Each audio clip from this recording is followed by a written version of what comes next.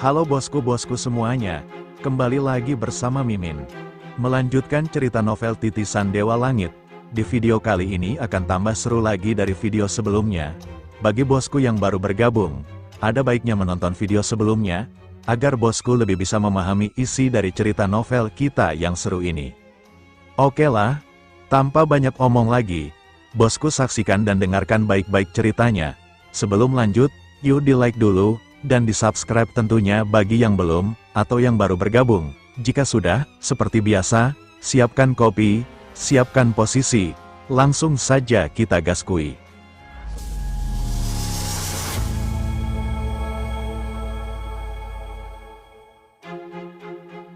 Melanjutkan dari cerita sebelumnya. Bab 16, Duanling mengikuti gadis kecil itu menuju rumahnya yang terletak di sudut gang sempit. Sebuah rumah kecil yang terlihat usang dan tua, dengan dinding yang retak dan cat yang sudah memudar, memberikan kesan bahwa rumah itu telah berdiri selama bertahun-tahun tanpa perawatan yang memadai. Berjalan masuk, Duanling disambut oleh pemandangan yang menyedihkan, mayat seorang wanita parubaya yang terbaring lemah di atas kasur tua yang sudah aus, dengan wajah yang pucat dan mata yang tertutup, memberikan kesan bahwa nyawa telah meninggalkan tubuhnya, meninggalkan kesunyian dan kesedihan di ruangan yang sederhana itu. Setelah membantu mengubur wanita parubaya itu, Duanling mengeluarkan 250 koin emas dari sakunya dan menyerahkannya kepada gadis kecil itu dengan ekspresi yang penuh kasih sayang. Ambil ini, kamu bisa menggunakan uang ini untuk membuka bisnis, membeli beberapa manual kultivasi, atau apapun yang kamu inginkan untuk membangun masa depanmu yang lebih cerah, kata Duanling dengan suara yang lembut dan penuh harapan. Tuan muda, apakah Anda tidak menyukai saya? Tanya gadis itu dengan suara yang bergetar, mata yang memerah karena menahan air mata, tubuhnya yang kecil bergetar lemah, dan wajahnya yang polos terlihat sedih dan kecewa, seolah-olah dia telah kehilangan harapan dan kepercayaan diri. Duanling menggelengkan kepala dengan lembut, ekspresinya penuh dengan kesabaran dan kepedulian. Apa yang kamu pikirkan? Kamu hanya mencoba menjual diri sendiri untuk membayar penguburan ibumu karena kamu tidak punya pilihan lain, bukan? Bantuan saya tidak membutuhkan banyak usaha atau pengorbanan. Kamu tidak perlu menggunakan hidupmu untuk membayar saya. Saya hanya ingin membantu. Tidak ada yang perlu kamu bayar atau kamu lakukan sebagai gantinya, kata Duanling dengan suara yang lembut dan penuh empati, berusaha untuk membuat gadis itu memahami bahwa bantuannya tidak memiliki syarat atau harapan untuk dibalas. 2. Sejak awal, dia tidak pernah menginginkan gadis muda itu menjadi pelayannya. Tuan muda, Anda orang yang baik, kata gadis muda itu dengan suara yang lembut dan penuh harap, matanya memerah karena menahan air mata.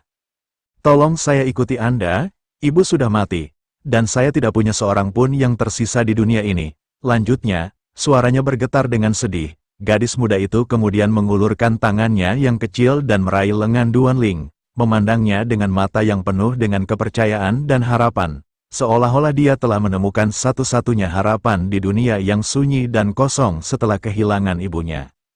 Melihat antisipasi di mata gadis muda itu, Duanling meluangkan waktu untuk berpikir sejenak, mempertimbangkan konsekuensi dan implikasi dari keputusannya.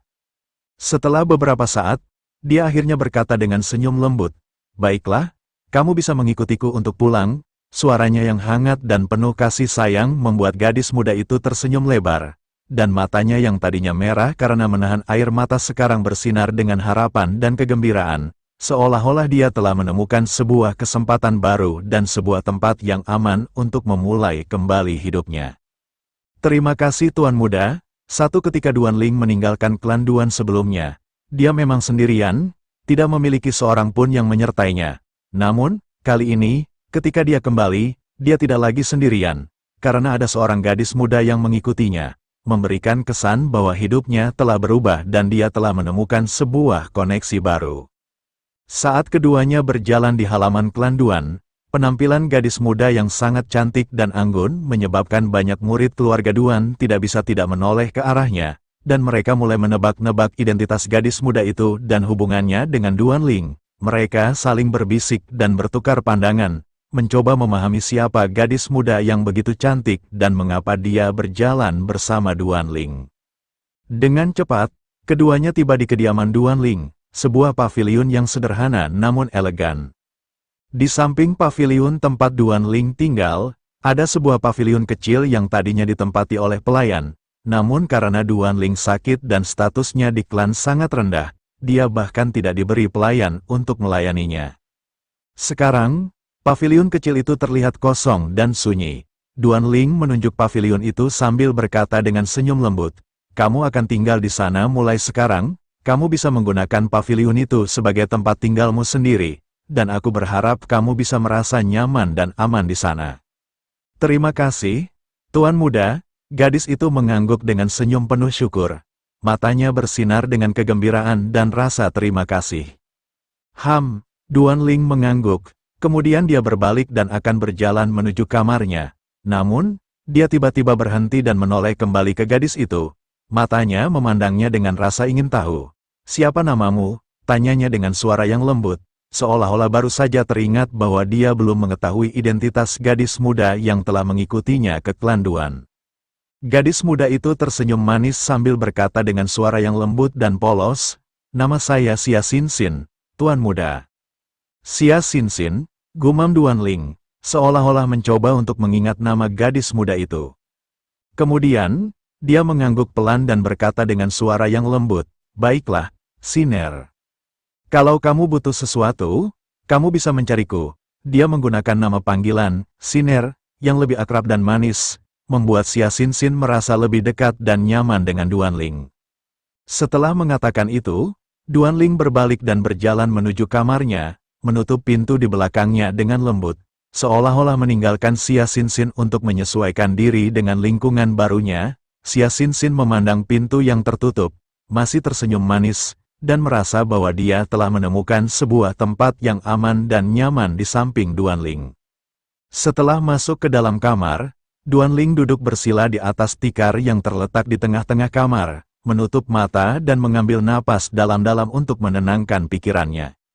Kemudian, dia membuka mata dan mengeluarkan bahan-bahan obat yang telah dibelinya dari dalam peti yang terletak di sampingnya.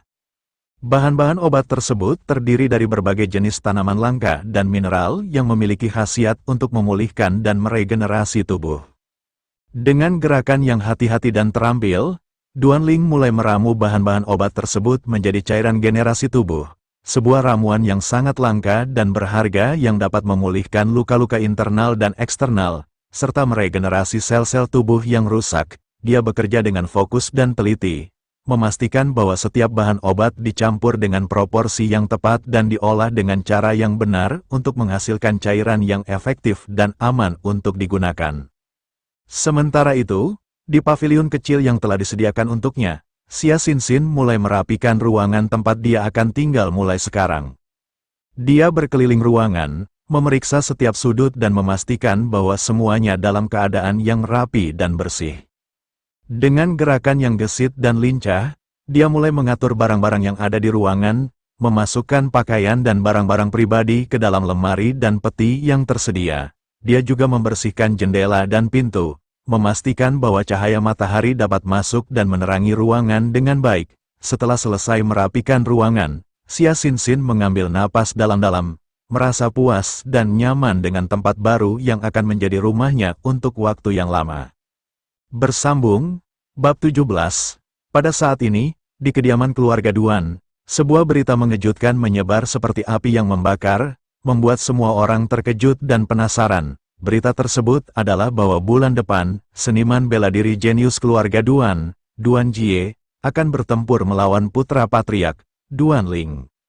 Diduga, demi pertempuran ini, penatua kedua bahkan pergi untuk meminta Grand Elder, orang yang paling berpengaruh dan dihormati di keluarga Duan, untuk menjadi saksi pertempuran antara Duan Jie dan Duan Ling. Ini menunjukkan bahwa penatua kedua sangat serius dan ingin memastikan bahwa pertempuran ini berlangsung dengan adil dan transparan, serta untuk menghindari kemungkinan kecurangan atau intervensi dari pihak lain.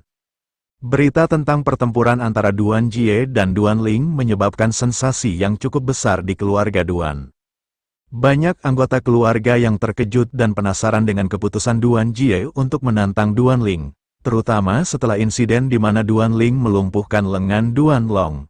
Saat lengan Duan Long dilumpuhkan oleh Duan Ling, aku tahu bahwa penatua kedua dan Duan Jie tidak akan mau melepaskannya, kata salah satu anggota keluarga.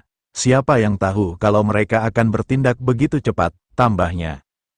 Beberapa anggota keluarga lainnya memuji keberanian Duan Jie untuk menantang Duan Ling, meskipun dia memiliki tingkat keempat seniman bela diri Spirit Ki, sedangkan Duan Ling memiliki tingkat pertama. Hehe. Tingkat keempat seniman bela diri Spirit Ki menantang tingkat pertama seniman bela diri Spirit Ki.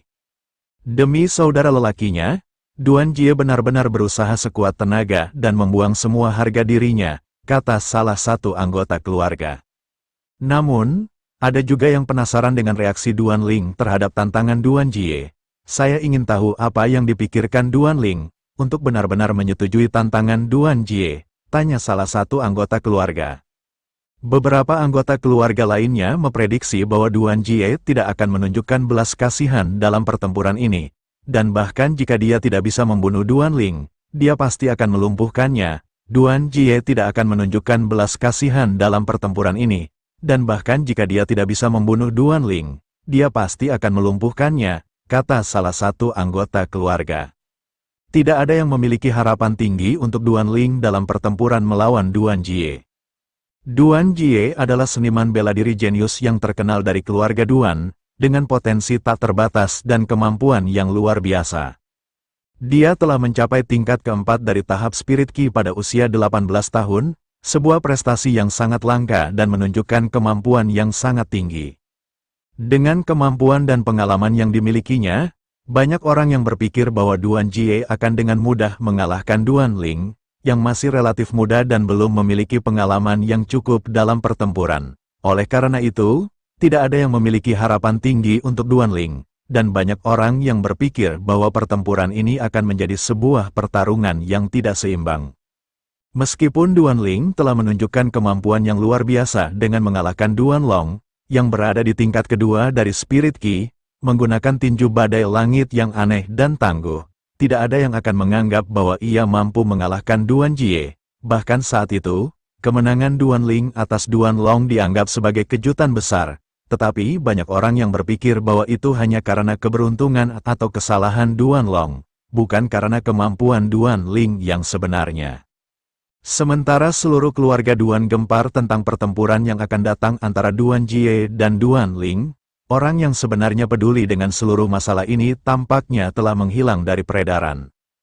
Duan Ling, yang menjadi pusat perhatian karena pertempuran yang akan datang, tidak terlihat di mana-mana, seolah-olah dia telah menghilang ke dalam udara tipis. Tidak ada yang tahu apa yang dia lakukan atau apa yang dia pikirkan tentang pertempuran yang akan datang. Tetapi yang jelas adalah bahwa dia tidak terlihat terganggu oleh semua perbincangan dan spekulasi yang sedang berlangsung di sekitarnya. Sepertinya, Duan Ling telah memilih untuk mengabaikan semua keributan dan fokus pada persiapan dirinya untuk pertempuran yang akan datang, meninggalkan semua orang lain untuk terus berspekulasi dan membicarakan tentang hasil pertempuran.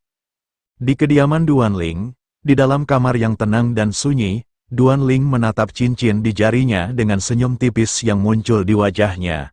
Matanya yang tajam dan dalam tampaknya memandang ke dalam cincin, seolah-olah dia sedang memandang ke dalam dirinya sendiri. Akhirnya selesai, katanya dengan suara yang lembut dan puas, seolah-olah dia telah menyelesaikan sebuah tugas yang sangat penting dan telah lama dinantikan. Mengandalkan ingatan masa lalunya yang masih tajam dan jelas, Duan Ling berhasil memurnikan cincin itu dalam sekali percobaan, tanpa kesalahan atau kegagalan. Ingatan masa lalunya yang masih terjaga dengan baik memungkinkan dia untuk mengingat dengan tepat proses memurnikan cincin, sehingga dia dapat melakukannya dengan mudah dan akurat. Duan Jie, ketika hari itu tiba, aku akan memberimu kejutan yang menyenangkan, kata Duan Ling dengan suara yang rendah dan berbisik, namun penuh dengan niat jahat. Sudut mulutnya meringkuk, membentuk senyum jahat yang membuatnya terlihat seperti seekor harimau yang siap untuk menyerang. Tuan muda, airnya sudah siap, kata gadis muda itu dengan suara yang lembut dan anggun. Saat dia keluar dari belakang layar kamar tidur, dia telah selesai mengganti air di bak mandi untuk Duan Ling, dan kini dia berdiri di depannya dengan senyum yang manis dan sopan. Siner, kamu pasti lelah, beristirahatlah, kata Duan Ling Tian dengan suara yang lembut dan penuh perhatian. Saat dia berjalan mendekati gadis muda itu, dia mengulurkan tangannya dan menggosok puncak kepala gadis itu dengan gerakan yang lembut dan menyenangkan, membuat gadis itu merasa nyaman dan rileks. Siner, biarkan aku melakukan kerja keras semacam ini mulai sekarang. Duan Ling menatap gadis cantik di hadapannya dengan ekspresi kasihan, matanya dipenuhi dengan kepedulian dan kelembutan. Tuan muda, tidak apa-apa, setelah mandi dengan cairan obat yang kamu berikan padaku. Siner sangat kuat. Gadis muda itu mengayunkan lengan kecilnya, dan senyum tersentuh muncul di wajahnya yang memerah, menunjukkan rasa terima kasihnya. Sepertinya kamu akan segera menyelesaikan tempering tubuh dan menjadi seorang kultivator. Duan Ling menatap tubuh ramping gadis di hadapannya dengan mata yang menyipit. Tuan muda, Siner tahu Anda memperlakukan saya dengan sangat baik, tetapi Siner juga tahu bahwa keluarga seperti keluarga Duan memiliki seperangkat aturan mereka sendiri.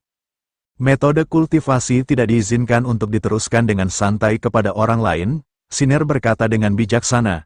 Matanya yang jernih memancarkan kesadaran dan pemahaman tentang situasi. Siner senang selama Siner dapat menemani Anda. Tidak masalah apakah Siner dapat menjadi seniman bela diri atau tidak.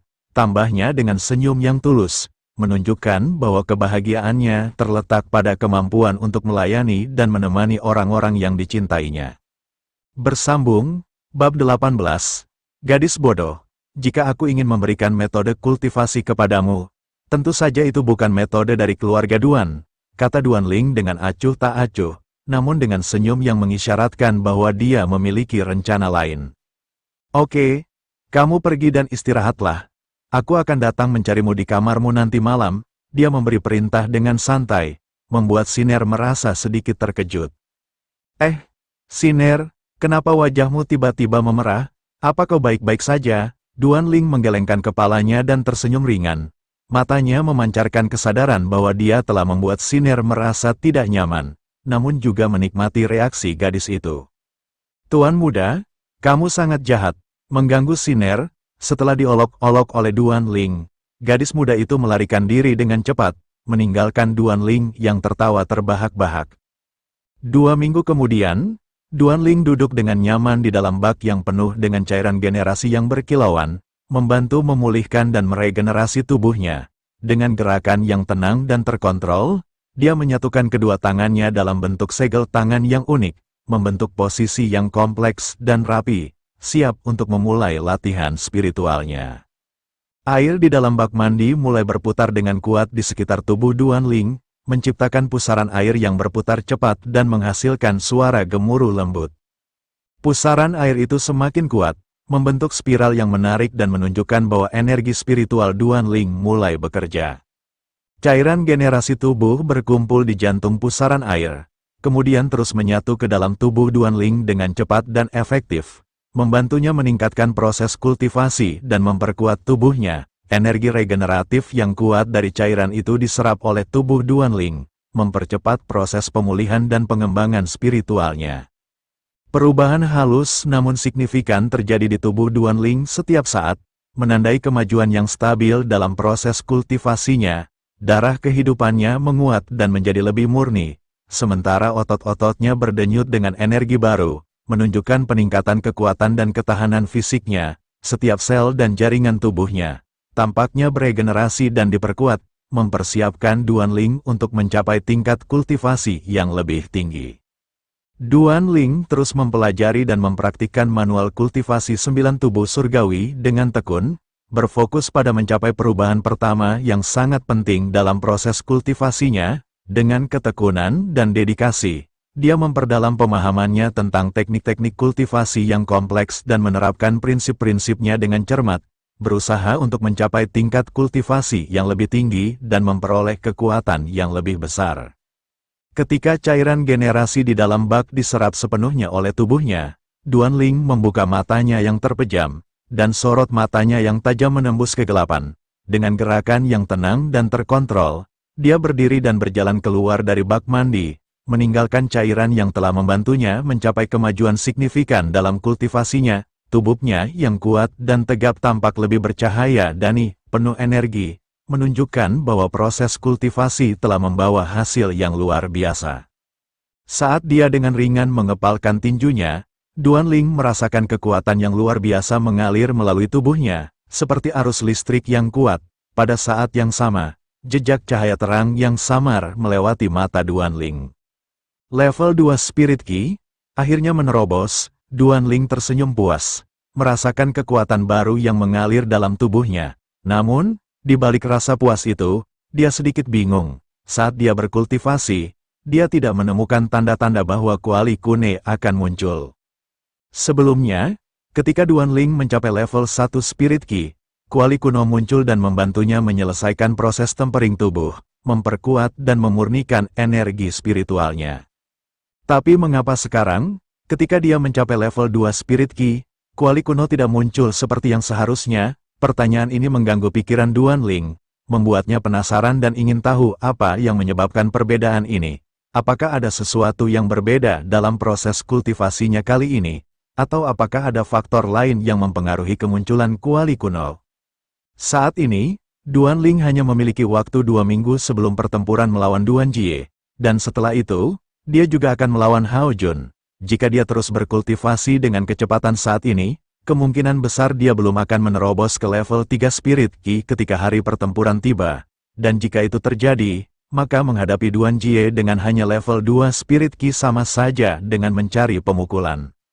Duan Jie adalah seniman bela diri yang sangat kuat, dengan kultivasi level 4 Spirit Ki yang memberinya kekuatan tambahan sebesar 200 pound. Lebih dari itu, tubuh, tulang, dan organ dalamnya telah mengalami metamorfosis tingkat tinggi yang luar biasa, sehingga ketangguhannya meningkat melampaui batas tubuh orang biasa. Tulangnya telah menjadi lebih keras dan kuat, otot-ototnya telah menjadi lebih padat dan efektif, dan organ dalamnya telah menjadi lebih tahan lama dan resisten terhadap cedera. Jika Duanling tidak menerobos ke tingkat ketiga dari tahap Spirit Ki pada akhir periode 1 bulan, maka bahkan jika Duan Jie berdiri di sana seperti karung tinju, tidak bergerak atau melawan, Duanling masih mungkin tidak dapat melukai dia secara signifikan, bahkan jika dia menggunakan semua keterampilan dan teknik yang dia miliki di kehidupan sebelumnya. Kekuatan dan ketangguhan Duan Jie yang luar biasa akan membuatnya hampir tidak terkalahkan, dan serangan Duanling akan menjadi tidak efektif, seperti menyerang dinding baja. Konsepnya diibaratkan anak yang baru belajar berjalan, yang memiliki potensi besar tetapi belum memiliki kekuatan dan kemampuan yang cukup untuk membahayakan orang dewasa. Bahkan jika anak tersebut memiliki teknik kultivasi tingkat langit dan teknik pusaran Ki tingkat surga, yang merupakan keterampilan dan teknik yang sangat canggih, anak tersebut masih tidak akan dapat membahayakan orang dewasa karena perbedaan kekuatan dan kemampuan yang sangat besar. Anak dan orang dewasa tidak berada di level yang sama. Benar, aku punya pertemuan dengan Siner, kata Duanling sambil berjalan keluar dari kamarnya. Dia mulai memikirkan metode kultivasi apa yang harus ia berikan kepada Siner, karena dia ingin membantu Siner meningkatkan kekuatannya dan mencapai tujuannya. Duanling tahu bahwa Siner memiliki potensi besar, dan dengan metode kultivasi yang tepat, dia bisa membantu Siner mencapai kesuksesan. Duanling memiliki koleksi manual kultivasi yang luas. Namun sayangnya, sebagian besar dari manual kultivasi itu dirancang khusus untuk pria dan tidak cocok untuk wanita. Setelah beberapa saat mencari, Duanling akhirnya menemukan manual kultivasi yang sesuai untuk Siner, yaitu manual kultivasi yang dirancang khusus untuk wanita dan dapat membantu Siner meningkatkan kekuatannya dengan efektif. Duanling akhirnya tiba di depan pintu kamar Siner. Dia mengetuk pintu dengan ringan. Pintu kemudian terbuka. Tuan muda, bersambung, bab 19. Gadis muda itu berdiri di depan pintu, tersenyum manis dengan wajah yang sedikit memerah karena malu-malu. Dia menunduk sedikit, sehingga rambutnya yang panjang dan lembut jatuh ke samping wajahnya, menambahkan kesan cantik dan polos pada penampilannya. Duanling melangkah masuk ke dalam ruangan dan menutup pintu di belakangnya, lalu menatap ke sekeliling ruangan yang telah dibersihkan dan dirapikan dengan rapi. Dia merasa puas dengan apa yang dia lihat, dan berkata dengan senyum, "Kamu melakukannya dengan baik, Siner, ruangan ini terlihat sangat rapi dan bersih." Siner tersenyum malu-malu dan berkata, "Tuan muda terlalu memuji. Siner, aku sudah memikirkan metode kultivasi yang tepat untukmu. Ayo, saya akan mentransfer informasi ini ke kepalamu. Kamu harus mengingatnya dengan benar, ujar Duanling dengan nada acuh tak acuh. Namun matanya menatap Siner dengan serius, menunjukkan bahwa dia sangat serius dengan proses kultivasi ini. Baik, Siner mengangguk dengan serius, kemudian dia mulai menutup matanya. Melihat ini, Duanling mengulurkan tangannya dan menunjuk ke dahi Siner. Cahaya putih lembut keluar dari ujung jarinya, dan dengan lembut, cahaya itu masuk ke antara kedua alis Siner, membawa informasi dan pengetahuan tentang metode kultivasi yang telah dipilih oleh Duanling untuknya.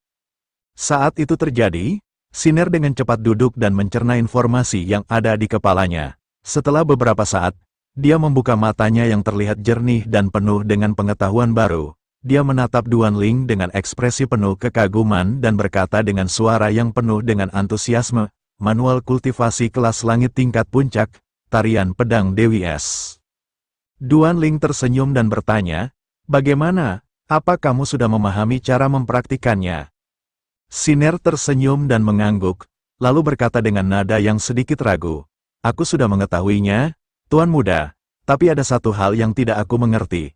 Untuk mengelola manual kultivasi ini, seseorang harus terlebih dahulu membuka beberapa titik akupuntur di dalam tubuh mereka, yang disebut sebagai pintu es dan pintu api. Ini aku belum mengerti.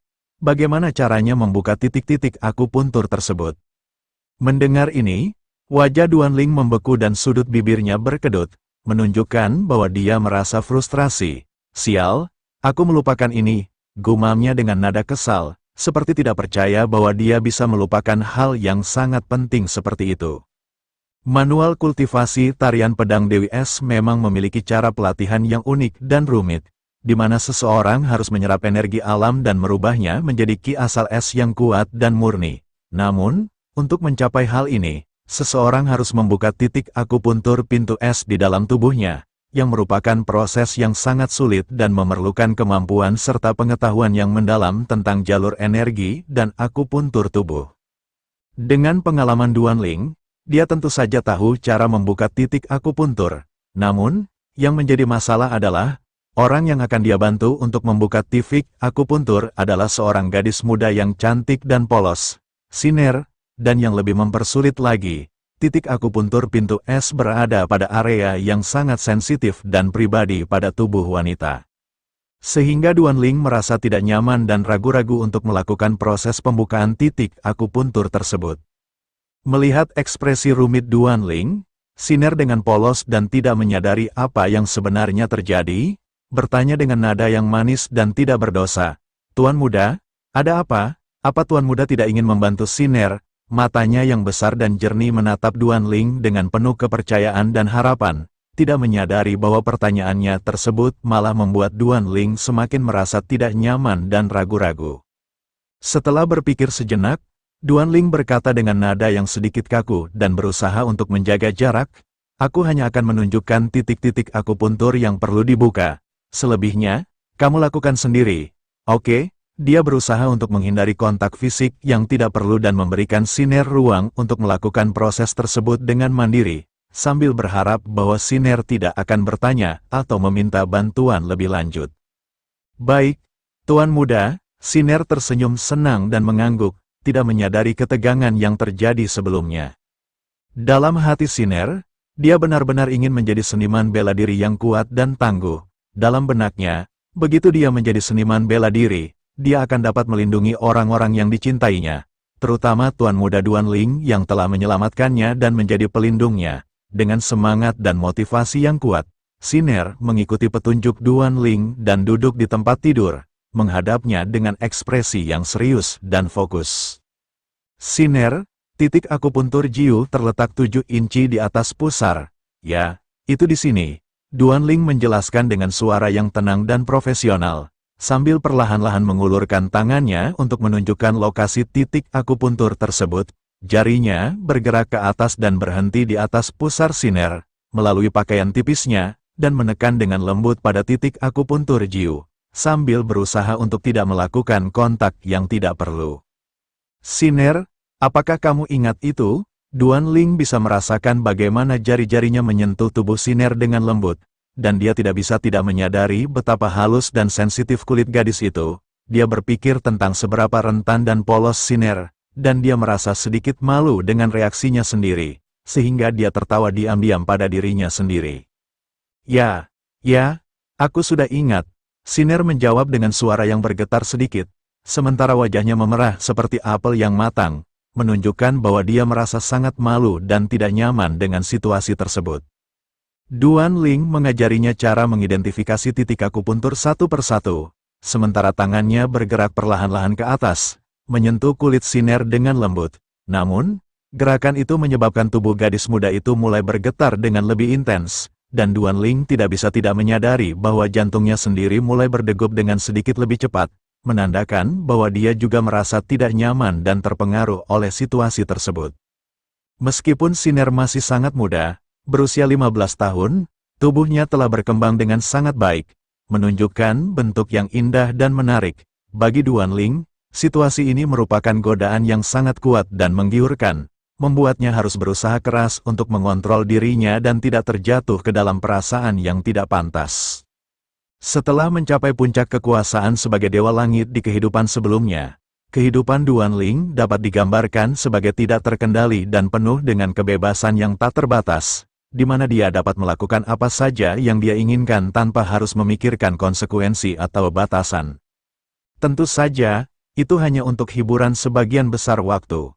Sebagai seorang Dewa Langit yang terus-menerus terlibat dalam peperangan, Duan Ling memiliki kesadaran diri yang tajam dan pengalaman yang membuatnya menyadari bahwa cinta hanya merupakan ilusi yang dapat melemahkan dirinya. Dia tahu bahwa jika dia terjatuh cinta, itu dapat menjadi titik lemah yang dapat dimanfaatkan oleh musuh-musuhnya untuk melawannya. Dan karena itu, dia telah memutuskan untuk menghindari cinta dan memprioritaskan kekuasaan dan keselamatannya di atas segalanya. Bersambung, Bab 20, Siner, bisakah kamu melanjutkan sendiri sekarang? Duan Ling bertanya dengan suara yang sedikit kasar, setelah menyadari bahwa tangannya telah berhenti di atas kulit Siner dan dia sendiri telah berkeringat ringan, menandakan bahwa dia telah kehilangan fokus dan harus segera mengambil jarak. Tuan muda, Anda bisa melanjutkan, Siner berkata dengan suara yang tegas dan berani, meskipun wajahnya masih memerah karena malu, menunjukkan bahwa dia berusaha untuk mengatasi rasa tidak nyamannya dan membiarkan Duan Ling melanjutkan pengajaran tentang titik akupuntur. Mendengar kata-kata Siner, Duan Ling menghela nafas panjang, seolah-olah mencoba untuk mengusir perasaan yang tidak diinginkan. Lalu, dengan enggan dan sedikit keraguan, dia kembali mengajari Siner teknik akupuntur, berusaha untuk memfokuskan diri pada pengajaran dan mengabaikan ketegangan yang tercipta antara mereka. Siner, ini adalah titik akupuntur Sanzong, Duan Ling menjelaskan dengan suara yang tenang dan profesional. Lalu dia mengangguk singkat sebelum mengulurkan jari-jarinya yang panjang dan ramping untuk menekan titik akupuntur tersebut. Sentuhan lembut namun pasti yang membuat Siner merasakan sensasi aneh di tubuhnya. Tubuh Siner bergetar hebat, seolah-olah dia telah tersengat listrik, dan dia tidak bisa lagi menahan diri. Dengan gerakan yang tidak terkendali, dia jatuh ke depan, dan sebelum dia bisa melakukan apapun, dia telah jatuh ke dalam pelukan Duan Ling. Dadanya menempel erat pada dada Duan Ling, membuat jantung mereka berdegup dengan irama yang sama. Ketika gadis muda antik yang diselimuti keringat itu jatuh kepadanya, aroma harum yang manis dan segar memasuki hidung Duan Ling, membuat indranya menjadi lebih tajam. Duan Ling secara refleks menangkap tubuh Siner, dan ketika sosok lembut dan kenyal itu memasuki lengannya, suasana di dalam ruangan menjadi sedikit lebih hangat dan intim, seolah-olah waktu itu sendiri telah melambatkan iramanya.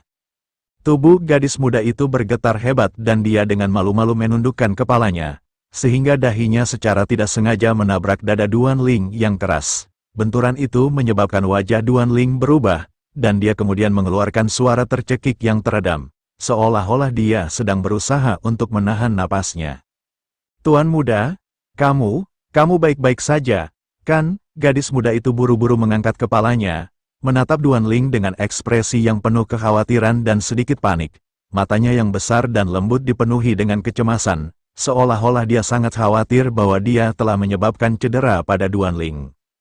Saya baik-baik saja, Duanling mengucapkan kata-kata itu dengan suara yang sedikit kasar, memaksa geraman pelan dari tenggorokannya, seolah-olah dia berusaha untuk menahan rasa sakit atau ketidaknyamanan yang dia rasakan, tetapi masih berusaha untuk menenangkan Siner yang khawatir.